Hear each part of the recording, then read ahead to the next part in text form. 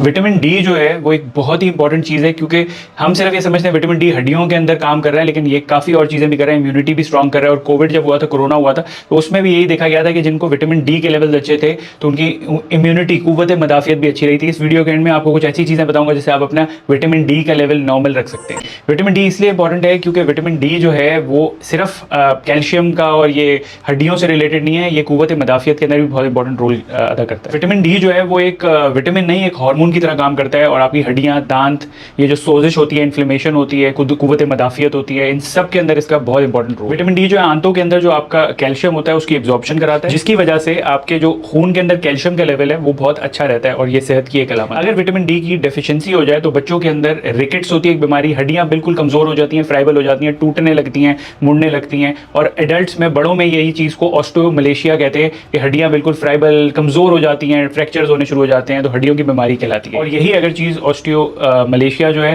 वो उससे रिलेटेड है। ऑस्टियोपोरोसिस भी, जो कि किसी के अंदर भी, ज्यादातर खवातीन के अंदर होते हैं, मेल्स के अंदर भी हार्मोनल डिसबैलेंस की वजह से ये होनी शुरू हो जाती है। तो एक्सरसाइज करनी पड़ती है और आपको अपने विटामिन डी का लेवल अच्छा रखना पड़ता है। ये जो कुव्वत मदाफियत की बात कर रहे हैं, इसके अंदर एक चीज होती है ऑटो इम्यून डिजीजेज। आपके जिस्म के ही सेल आपस में ही लड़ना शुरू हो जाते हैं। वैसे तो आपके जिस्म में ये होता है कि कहीं से कोई इन्फेक्शन होता है तो सेल लड़ते हैं उससे, लेकिन जब आपके नॉर्मल सेल ही आपस में लड़ने लग जाए उसे ऑटो इम्यून बोलते हैं। जिस तरह डायबिटीज है, ज़ायबिटीज है, आपकी जोड़ों की बीमारियां, रूमेटॉइड आर्थराइटिस, तो ये सारी चीजें जो है उनमें भी विटामिन डी का बहुत इंपॉर्टेंट रोल है, क्योंकि कुव्वत मदाफियत अच्छा करता है। तो ये चीजें भी बेहतर है। इसके जो सिम्टम्स है उसमें हड्डियों में दर्द हो सकता है, आपको फटीग हो सकती है, आपको मसल में ट्विचिंग की सेंसेशन आ सकती है, मसल्स के अंदर दर्द हो सकता है, आपके वीकनेस हो सकती है, जॉइंट स्टिफनेस हो सकती है, और मसल पेन भी हो सकता है। अगर कोई आपको टच करे तो मसल में दर्द हो, ये सब भी हो सकता है। अगर इसकी बहुत लंबे अरसे तक डेफिशिएंसी रहे तो काफी चीजें हो सकती हैं। आपको हड्डियों के फ्रैक्चर हो सकते हैं, कार्डियो, दिल की प्रॉब्लम्स हो सकती हैं, ऑटोइम्यून जो मैंने अभी आपको बीमारियां बताई हैं उनकी प्रॉब्लम हो सकती है, न्यूरोलॉजिकल इन्फेक्शंस हो सकते हैं, दिमाग से जो रिलेटेड है इन्फेक्शंस हो सकते हैं, जनरली ऑटोइम्यून प्रॉब्लम्स हो सकती हैं,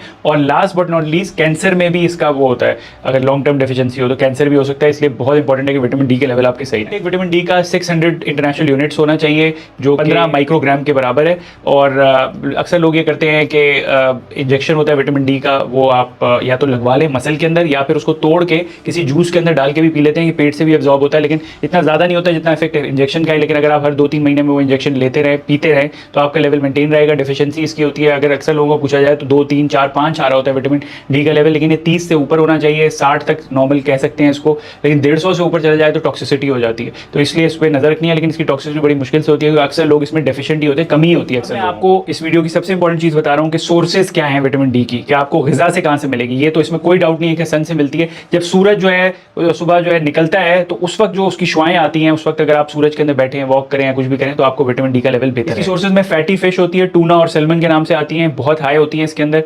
बीफ के अंदर होता है, ये जो बड़ा का गोश्त होता है उसके अंदर। एग योक, अंडे के अंदर की जो जर्दी है उसके अंदर विटामिन डी प्रेजेंट होता है उसके अंदर। बीफ लिवर, जिगर जो हम खाते हैं, कलेजी खाते हैं, उसके अंदर जो विटामिन डी होता है। मेरा कतई मतलब ये नहीं है कि आप बहुत ज्यादा खाएं, excess of everything is bad, balance रखना है। मशरूम्स के अंदर होता है, जूसेस के अंदर होता है, सीरियल के अंदर होता है, फ्रूट्स के अंदर होता है। तो ये सारी सोर्सेज हैं आपके विटामिन की। अगर अपनी डाइट में आप ये सारी चीजें डाल लेंगे तो विटामिन डी की डेफिशिएंसी कम होगी। सूरज में रहें सुबह तो तब भी है, सूरज की एक्सेस तो बुरी है, लेकिन जो सूरज जब निकलता है तब ये बहुत हेल्दी है सनराइज पे आपके लिए, कि विटामिन डी का इंटेक आप करें और फिर साथ में आप उसको एब्जॉर्ब भी करें। और अगर विटामिन डी बहुत ज़्यादा आप ले लें, बहुत ज़्यादा एक्सेस डोज में ले लें, तो इसके साइड इफेक्ट्स भी हैं। सर में दर्द हो सकता है, उल्टी आ सकती है, नोजिया हो सकता है, मुंह बिल्कुल ड्राई हो सकता है आपका, मेटालिक टेस्ट हो सकता है, और घबराहट हो सकती है इसकी। तो इससे आपको पता चल सकता है कि ये आपको विटामिन डी की एक्सेस हो गई है। इस वीडियो में मैंने आपको बेसिक्स विटामिन डी की बताई हैं कि क्या होता है विटामिन डी और कैसे इसका सारा काम और सारी चीज़ें होती हैं। ये एक बहुत इंपॉर्टेंट चीज़ है।